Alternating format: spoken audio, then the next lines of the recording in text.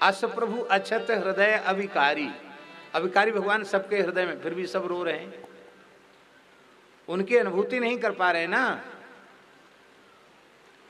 कोरी ज्ञान की बातों से भी काम नहीं चलता, पेट भले ही भर जाए लेकिन अज्ञान का, अविद्या का नाश नहीं होता, संदेह की निवृत्ति नहीं होती केवल बातों से।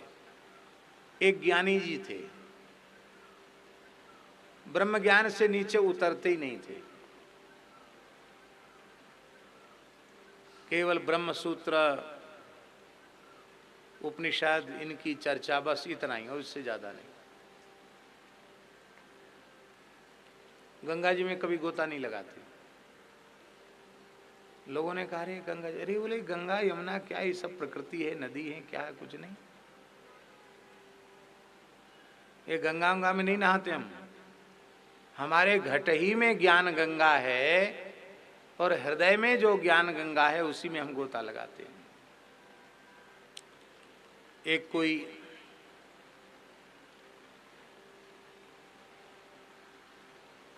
प्रेमी भक्त थे, सदगृहस्थ थे, उन्होंने सोचा कि इन ज्ञानी जी को थोड़ा बदलना चाहिए।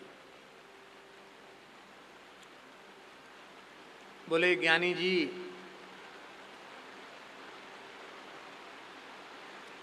आपसे प्रार्थना है कि कल आपके चरण हमारे घर पधारें, आप हमारे यहाँ पधरावनी कीजिए, निमंत्रण है आपका।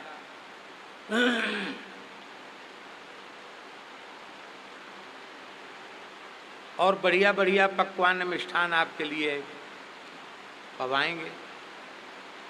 क्या क्या बनाओगे? अरे बोले महाराज कहाँ तक गिनावें, 36 व्यंजन और 56 भोग। अरे बोले भाई भगत तो बहुत मिलते हैं पर 36 और 56 की संख्या में पवाने वाले लोग तो नहीं मिलते हैं। न्योता स्वीकार कर लिया गया।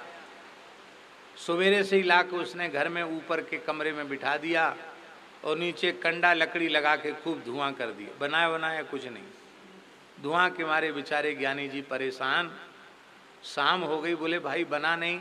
अरे बोले महाराज 56-36 बनने में कोई मिनटों में बनते हैं क्या, समय लगता है। भूख के मारे बेचारों की जान निकली जा रही थी। तब उन्होंने कहा भाई, अरे भाई कुछ तो दो खाने के लिए, बाल भोग भी आज नहीं किया है, प्रातराश भी नहीं किया। बाल भोग जानते हैं ना, जिसको आप लोग नाश्ता कहते हैं, ब्रेकफास्ट कहते हैं, वो सवेरे से मिला नहीं, 56-36 के चक्कर में रह गए, कुछ तो लाओ। तो स्वामी जी वो इतना चतुर आदमी था, उसने खूब लाल लाल मिर्चा, खूब तीखी कड़वी मिर्चा तेल में मिला के और चना में थोड़ा गर्म करके दे दी। एक ग्रास लो तो मुंह में आग लग जाए, आंख से पानी चलने लग जाए, नाक झरने लग जाए। अब बेचारे भूखे तो थे ही, ध्यान से सुने। और उन्होंने जैसे ही खाना शुरू किया तो एकदम बहुत झाल लगा, बहुत मिर्चा लगा। मिर्चा लगा तो हिचकी आने लगी, हिचकी आने लगी तो उनको पानी की जरूरत पड़ी। अरे बोले मार डाला, पानी की बहुत जोर की प्यास लगी, पानी लाओ पानी लाओ। उसने हाथ जोड़ के कहा महाराज, गंगा जी के किनारे तो हम लोग रहते ही हैं, पर आप तो गंगा जी की आवश्यकता आपको है नहीं। आप तो बार बार अपने प्रवचन में करते हैं कि घट ही में ज्ञान गंगा है, तो आप उसमें नहाते तो रोज है ही हैं घट ही में, तो एक लोटा उसी में से भर के पी लीजिए।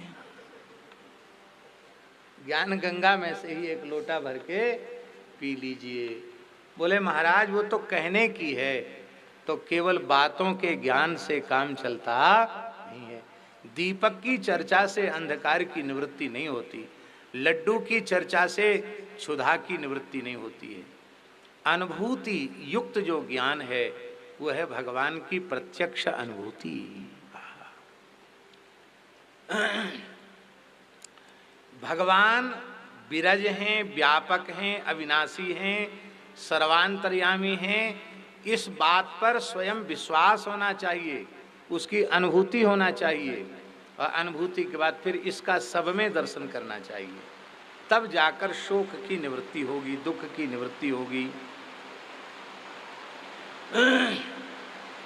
आप खरारी होकर अभयदान दे रहे हैं। खरारी वन में आप खरारी रूप में विचरण कर रहे हैं, क्योंकि ये दंभ ही तप रूपी कानन को नष्ट करने वाला है। और इस दंभ रूपी गधे को, खर को आप दंडकारण्य में विचरण करके समाप्त कर रहे हैं, और मुनि गणों को आप अत्यंत सुलभ हो रहे हैं, अभयदान दे रहे हैं। तो आप अकेले निवास करो, अकेले निवास करो, यह न कहकर अनुज लक्ष्मण और सीता जी के सहित निवास करो। इसका आशय यह है कि लक्ष्मण तत्व जो हैं वो क्या हैं? वो गुरु तत्व हैं। लक्ष्मण जी गुरु तत्व हैं। गुरु के सहित गोविंद विराजे, आचार्य के सहित जब भगवान विराजेंगे तो भगवान उस हृदय को छोड़कर कहीं जाएंगे नहीं। आचार्यम माम विजानीयात नावमन्येति करिचित। और श्री जानकी जी वो क्यों? बोले जानकी जी साथ रहेंगी तो फिर जीव को भय करने की आवश्यकता नहीं है। जयंत जैसे अक्षम्य अपराधी को भी शरण मिल गई, क्योंकि कबहू का अम्ब अवसर पाए, कबहू का अम्ब अवसर पाए, कबहू का अम्ब अवसर पाए। मेरी सुधि जाए भी, मेरी सुधि जाए भी, कछु करुण कथा चलाए, कबहू का अम्ब अवसर पाए। आहा,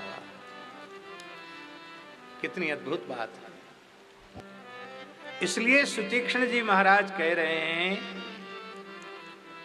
कि हे प्रभु, यद्यपि विरज व्यापक अविनाशी, यद्यपि विरज व्यापक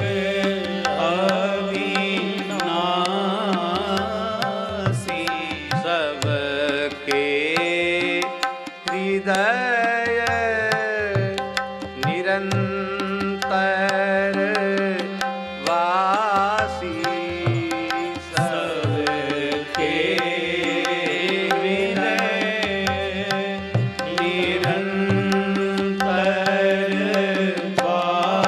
वासी।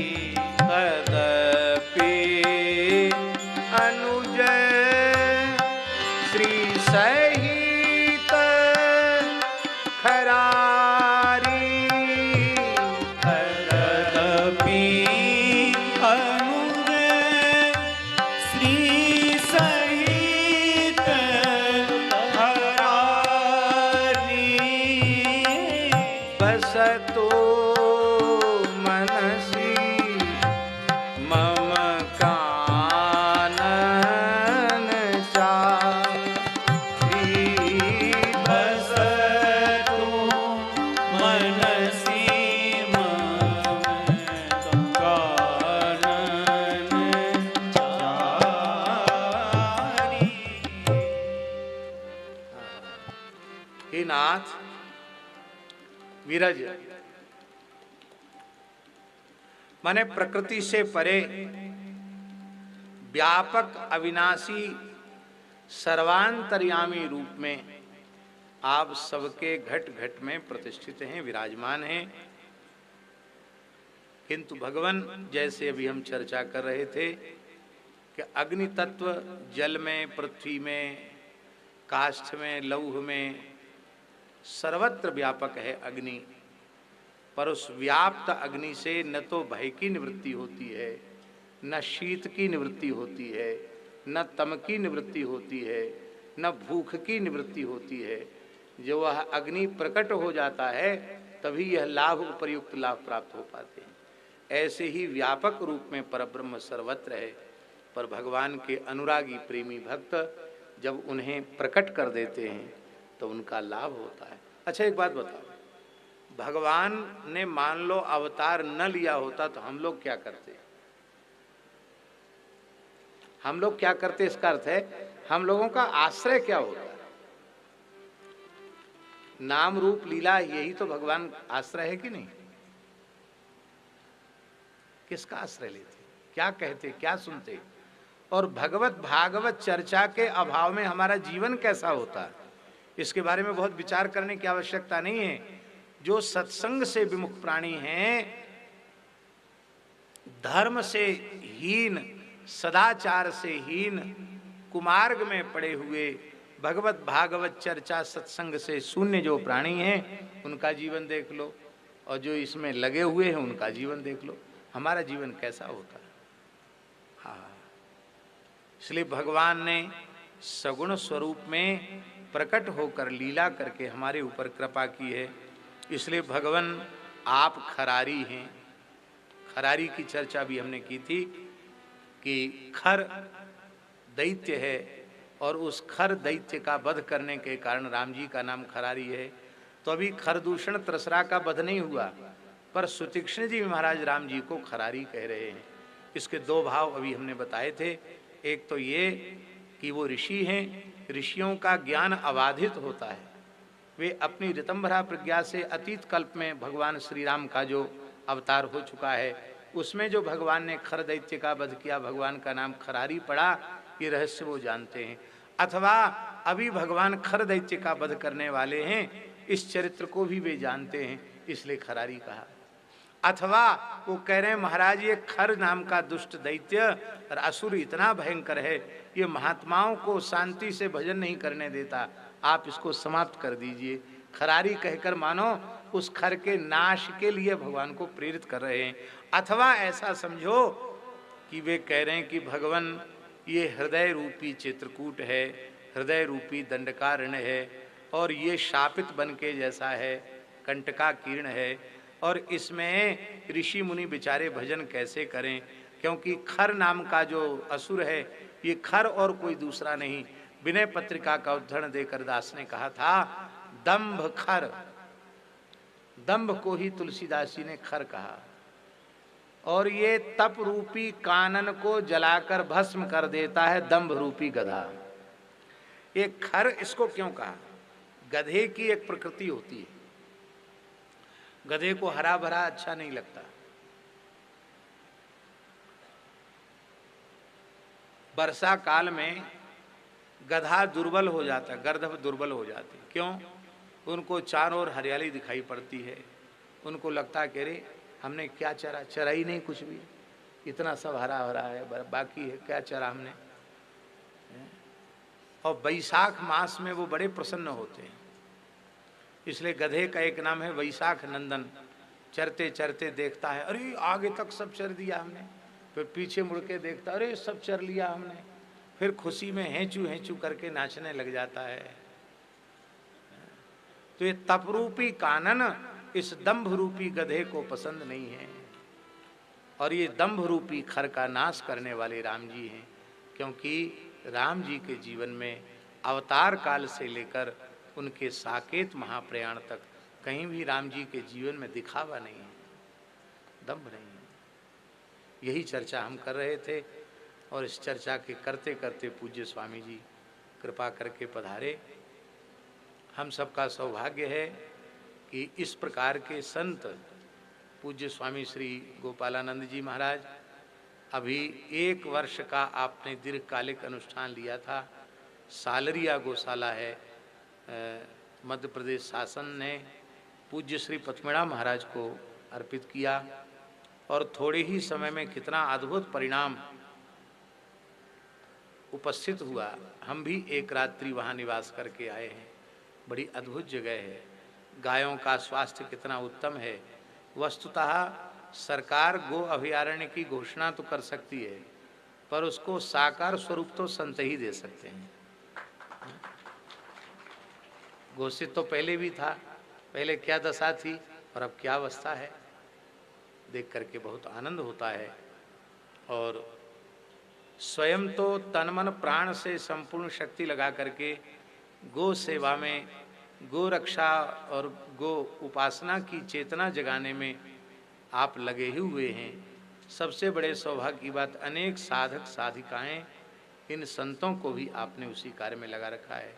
ये सब बहनें भी अपने कथा प्रवचन के माध्यम से और स्वयं गो सेवा करके सबको प्रेरित कर रही हैं। ये ठाकुर जी की बड़ी कृपा है। और हम अपने मन में ये अनुभव करते हैं स्वामी जी कि इस कालखंड में हम लोग पैदा हुए, जिस कालखंड में भगवान ने अपने नित्य गोलोक से पथमेड़ा महाराज जैसे ग्वारिया को, अपने सखा को भेजा, मूल में उन्हीं की चेतना सब में काम कर रही है। और पूज्य पथमेड़ा महाराज इस देश के एक ऐसे महान संत हैं जिनका जगने से लेके सोने तक और सोने से लेके जगने तक उनका प्रत्येक श्वास प्रश्वास पूज्य गौ माता के लिए समर्पित है। दूसरे की बात जाने दो, हम अपने को भाग्यशाली मानते हैं कि उन महत पुरुष का मंगलमय दर्शन और उनका मार्गदर्शन, दर्शन भी और मार्गदर्शन भी हम लोगों को समय समय से प्राप्त होता रहता है। भगवान से भी यही प्रार्थना हम तो रोज करते हैं कि प्रभु और तो सब ठीक है, हो ही रहा है, बस आप कृपा करें, जल्दी इस देश में ऐसा वातावरण निर्मित हो, धर्म प्राण भारतवर्ष की धरती गोवध के कलंक से भी मुक्त हो जाए, गोवंश सुखी हो जाए। ये प्रार्थना गंगा जी से नित्य हम लोग करते हैं। कई बार ऐसा लगता है कि क्या उसकी शुरुआत हो चुकी है क्या, ऐसा भीतर से लगता है, क्योंकि इन कुछ वर्षों में आप भी अनुभव करते होंगे, दास भी अनुभव करता है कि परिवर्तन हो रहा है। अब भगवान ने कृपा की है, थोड़ी सफाई शुरू हुई है, इस बार आर पार हो जाए, गो विरोधियों का सफाया हो जाए और भारत हिंदू राष्ट्र की ओर अग्रसर हो रहा है। और ये तभी हो पाएगा, बातों से नहीं होगा, जब इस देश में वेद लक्षणा भारतीय गाय सर्वोच्च पद पर प्रतिष्ठित होगी, तभी भारत हिंदू राष्ट्र होगा। सर्वोच्च पद का अर्थ क्या है? संपूर्ण वैदिक सनातन धर्म की जो उपासना पद्धति है वो पंचदेवात्मक है। गणपति, शिव, सूर्य, शक्ति और नारायण, पंचदेव में ही सबका अंतर्भाव हो जाता है। और पंचदेव में एक देव में भी सबका अंतर्भाव हो जाता है, नारायण में सबका अंतर्भाव हो जाता है।